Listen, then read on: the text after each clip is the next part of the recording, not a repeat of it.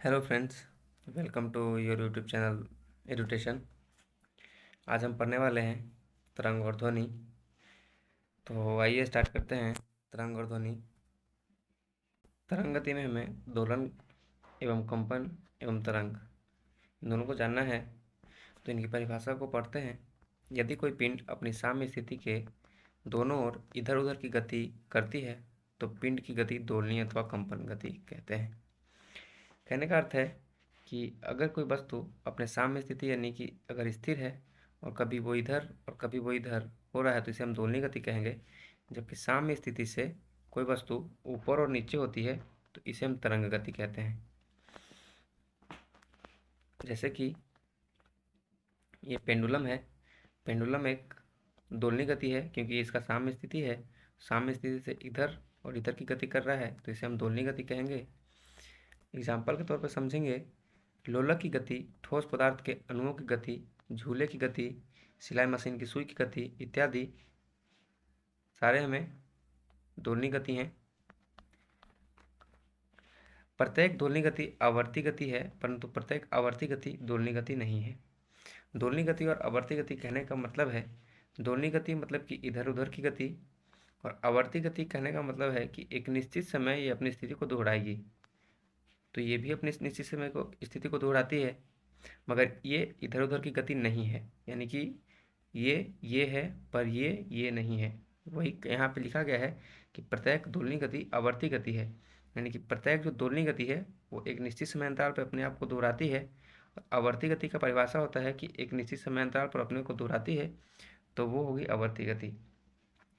और आवर्ती गति कहती है कि हम अपनी स्थिति को निश्चित समय अंतराल पर दोहराएंगे, और दोलनीय गति जो है इस चीज़ को करती है। तो इसीलिए प्रत्येक दोलनीय गति आवर्ती गति है, परंतु आवर्ती गति अपने स्थिति के इधर उधर नहीं करती है जबकि ये पूर्ण घूर्णन करती है। तो इसे हम आवर्ती गति कहते हैं, दोलनीय गति से नहीं कहेंगे। तो आपको ये पॉइंट क्लियर हो गया होगा कि प्रत्येक दोलनीय गति आवर्ती गति है परंतु प्रत्येक आवर्ती गति दोलनीय गति नहीं है। आते हैं तरंग गति की ओर।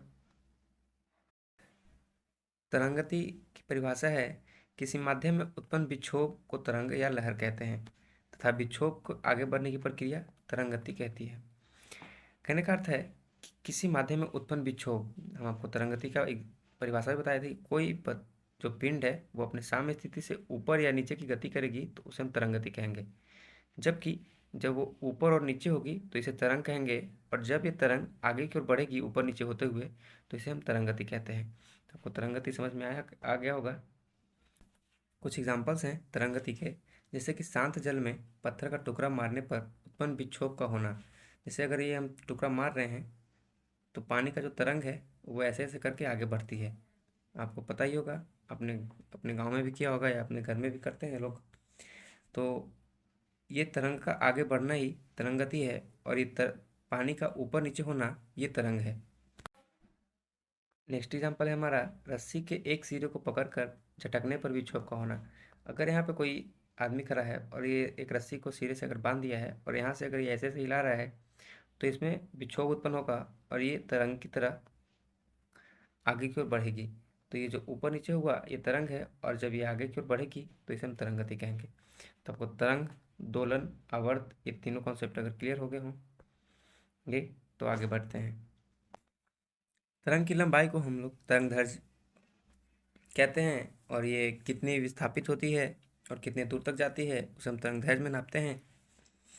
तो इसमें कुछ पॉइंट्स हैं, जैसे गर्त, श्रृंग, तरंग दैर्ध्य कितना होगा। तो श्रृंग कहने का अर्थ है कि तरंग के सबसे ऊपरी बिंदु को हम श्रृंग कहेंगे और सबसे निचली बिंदु को हम गर्त कहेंगे। यानी कि जो गहिरा में होगा उसे हम गर्त कहेंगे, और जो फुलंगी पे होगा, हम लोग देहात में फुलंगी और गहरे शब्द का यूज़ करते हैं। यानी कि जो गहरे में होगा यानी कि जो नीचे होगा उसे हम गर्त कहेंगे, और जो ऊपर होगा उसे हम श्रृंग कहेंगे। बात करें दो लगातार श्रृंग या दो लगातार गर्त, या एक तरंग के दो भाग करते हैं और एक तरंग के दो भाग करते हैं हर तरंग को अगर हम 2 भाग में विभक्त करें तो इन भागों के अगर हम 4 भाग को अगर जोड़ें तो एक तरंगदैर्घ्य का निर्माण होता है। आप या तो ऊपर से ले लीजिए या नीचे से। तो कहने का अर्थ है कि किसी तरंग के एक भाग के 2 हिस्से और एक भाग के 2 हिस्से से निर्मित दूरी को हम लोग तरंगदैर्घ्य कहेंगे, यानी कि यहाँ से यहाँ की दूरी। अब आते हैं परिभाषा की ओर। तो किसी कण को एक पूरे चक्कर या कंपन के समय तरंग जितनी दूरी तय करती है उसे तरंगदैर्घ्य कहते हैं। इसे लैम्ब्डा द्वारा प्रदर्शित करते हैं। कहने का अर्थ है कि किसी कण के एक पूरे चक्कर में, यानी कि ये अगर यहाँ से स्टार्ट है और ये एक्सिस के यहाँ तक एंड हो गया, तो ये जो डिस्टेंस तय किया इसे हम लोग तरंगदैर्घ्य कहेंगे। तरंगदैर्घ्य को हम लोग लैम्ब्डा से सूचित करते हैं। बात करें आगे, तरंगदैर्घ्य को हम लोग मीटर में मापते हैं क्योंकि यह एक दूरी है, या इसे हम लोग एंगस्ट्रम में भी मापते हैं, और एक एंगस्ट्रम इक्वल टू होता है 10⁻⁻10 मीटर। अब बात करते हैं आयाम की, एम्पलीट्यूड। तो दोलन करने वाली वस्तु को अपने मध्य स्थिति से महत्तम विस्थापन को दोलन का आयाम कहते हैं। आयाम को ए द्वारा व्यक्त किया जाता है। आयाम कहने का अर्थ है कि अगर ये कोई तरंग है तो इसके मध्य स्थिति से, यानी कि यहाँ से या नीचे वाले से भी आप ले सकते हैं, इसके मध्य स्थिति से जो महत्तम विस्थापन हो गया, यानी कि महत्तम ऊंचाई या महत्तम गहराई को हम लोग आयाम कहते हैं। यानी कहने का अर्थ है कि श्रृंग की ऊंचाई, यानी कि अगर हमारा श्रृंग है, श्रृंग की ऊंचाई या गर्त की गहराई को हम लोग आयाम कहते हैं। सिंपल भाषा में समझेंगे तो श्रृंग की ऊंचाई या गर्त की गहराई को हम लोग आयाम कहते हैं। बात करें तरंग चाल की, तो तरंग द्वारा अपने बढ़ने की दर को तरंग चाल कहते हैं। इसे भी द्वारा प्रदर्शित करते हैं। तरंग चाल हमने आपको बताया था कि जब कोई पिंड ऊपर या नीचे की स्थिति को दोहराते हुए आगे बढ़ती है और वो जिस वेग से बढ़ती है उसे हम लोग तरंग चाल कहते हैं। तरंग चाल का सूत्र होता है v = n लेमडा, जहाँ n जो है वो फ्रिक्वेंसी है और फ्रिक्वेंसी इक्वल टू होता है 1/t, यानी कि 1/आवर्तकाल,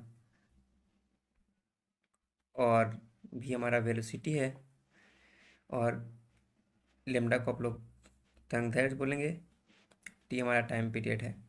तो ये फार्मूला में काफ़ी बार न्यूमेरिकल पूछे जा चुके हैं कॉम्पिटिटिव एग्जाम में। इन दोनों में से किन्हीं 2 पैरामीटर को दे दिया जाता है और एक का वैल्यू पूछ दिया जाता है, तो आप लोग इसे भी याद रखेंगे। अब आते हैं तरंग के प्रकार पर। तो तरंग को हम लोग 2 भाग में बांटते हैं। तरंग की गति की दिशा तथा कण के दोलन के दिशा के आधार पर तरंग 2 प्रकार की होती हैं, जबकि संचरण के लिए माध्यम की आवश्यकता के आधार पर भी इसे हम 2 भाग में बांटते हैं। जब हम इसे दिशा तथा कण के दोलन की दिशा के आधार पर बांटते हैं तो इसे हम अनुप्रस्थ तरंग और अनुदैर्घ्य तरंग में बांटते हैं, और जब हम इसे माध्यम के आवश्यकता के अनुसार बांटते हैं तो एक हमारा यांत्रिक तरंग हो जाता है, एक विद्युत चुंबकीय तरंग हो जाता है। इन चारों को हम लोग बारी बारी से पढ़ेंगे। आज हम अनुप्रस्थ तरंग, अनुदैर्घ्य तरंग देखेंगे, अगले क्लास में यांत्रिक तरंग, फिर विद्युत चुंबकीय तरंग को देखेंगे। तो आइए अनुप्रस्थ और अनुदैर्घ्य तरंग को देखते हैं। पहला है हमारा अनुप्रस्थ तरंग। अनुप्रस्थ तरंग वह तरंग जिसमें माध्यम के कण तरंग के चलने की दिशा के लंबवत कंपन करती है, अनुप्रस्थ तरंग कहलाते हैं। जैसे कि जल की सतह पर उत्पन्न तरंग, जब हमको इमेज दिखा रहे थे कि जल में हम अगर कोई पत्थर मारते हैं तो उसमें हमें ऐसी ही वेव देखने को मिलती है, यानी कि ऐसी तरंग देखने को मिलती है जल की सतह पे, और ये हमारा अनुप्रस्थ तरंग होता है। तो कहने का अर्थ है कि चलने की दिशा के लंबवत, यानी कि चल तो इधर रही है पर इसका जो वेव है हर दिशा पे लंबवत चल रही है, यानी कि अगर कहीं भी अगर हम पाई खींचें तो वो एक अभिलंब का काम कर रही है, यानी कि जब ये चलेगी तो ये चलेगी तो आगे की ओर, पर ये हर स्थिति में लंबवत चलेगी, एक्सिस के लंबवत। तो इसे हम अनुप्रस्थ तरंग कहेंगे। इसके कुछ एग्जांपल्स हैं और कुछ पॉइंट्स हैं जो आप देखेंगे। रस्सी को झटकने पर उत्पन्न तरंग, रस्सी का भी आपको हम एग्जांपल दिए थे कि अगर कोई रस्सी का एक सिरा फिक्स कर देते हैं और इधर से हम लोग हिलाते हैं तो ये भी एक अनुप्रस्थ तरंग का निर्माण करेगी। अनुप्रस्थ तरंग में श्रृंग और गर्तों का निर्माण होता है, और जब अनुदैर्घ्य तरंग पढ़ेंगे तो उसमें भी कुछ 2 पॉइंट्स का निर्माण होता है जिसे आप लोग देखेंगे अच्छे से। श्रृंग और गर्त कहने का आपको मीनिंग पता ही होगा कि जो ऊ- सबसे ऊंची वाली पॉइंट होती है उसे हम श्रिंग, और जो सबसे नीचे वाली पॉइंट होती है उसे हम गर्त कहते हैं। तो ये अनुप्रस्थ तरंग में श्रिंग और गर्त का निर्माण होता है, अनुदैर्ध्य तरंग में ये नहीं होता है। दो पास पास वाले श्रिंग या दो पास पास वाले गर्त के बीच की दूरी को तरंगदैर्घ्य कहलाती है। यानी कि अगर ये हमारा तरंग है तो ये दो पास पास वाले जो श्रिंग हैं इसको हम तरंगदैर्घ्य बोलेंगे, या दो पास पास वाले गर्त को हम लोग तरंगदैर्घ्य बोलेंगे। या तो स्टार्टिंग से लेकर के अगर एक पूरा आवर्त काल की बात करें तो ये हमारा तरंगदैर्घ्य होता है। सेकेंड पॉइंट है हमारा अनुदैर्ध्य तरंग। अनुदैर्ध्य तरंग की बात करें तो वह तरंग जिसमें माध्यम के कण तरंग के चलने की दिशा के समानांतर कंपन करते हैं अनुदैर्ध्य तरंग कहलाते हैं। जैसे स्प्रिंग का कंपन, ध्वनि तरंग का कंपन।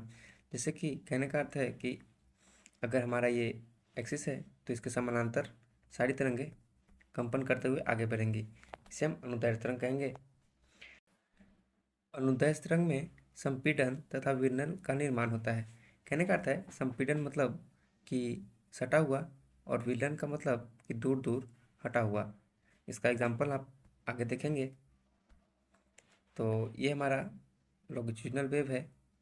तो कहने का अर्थ है कि कहीं पे एकदम सटा सटा वेव होगा, कहीं पे हटा हटा, फिर कहीं कहीं सटा सटा, और कहीं कहीं हटा हटा। तो जो सटे सटे वेव हैं और सटे सटे वेव के बीच को हम तरंगदैर्घ्य बोलेंगे। और जहाँ कंप्रेस्ड हैं यहाँ पे कंप्रेशन हो रहा है, यानी कि यहाँ पे संपीड़न हो रहा है, और यहाँ पे एक्सपेंशन, यहाँ देखेंगे आप तरंग दूर दूर हैं तो इसे हम एक्सपेंशन यानी कि विवर्तन बोलेंगे। आगे और अच्छे से देखते हैं इसको। एक क्वेश्चन पूछता है कंपटीशन में कि संपीड़न के दौरान माध्यम के कण में क्या परिवर्तन होता है। तो जब संपीड़न होगा तो उस टाइम माध्यम के कण फैल जाएंगे, जबकि विरलन होगा तो उस टाइम माध्यम के कण सिकुड़ जाएंगे। तो ये पॉइंट आप ध्यान रखेंगे।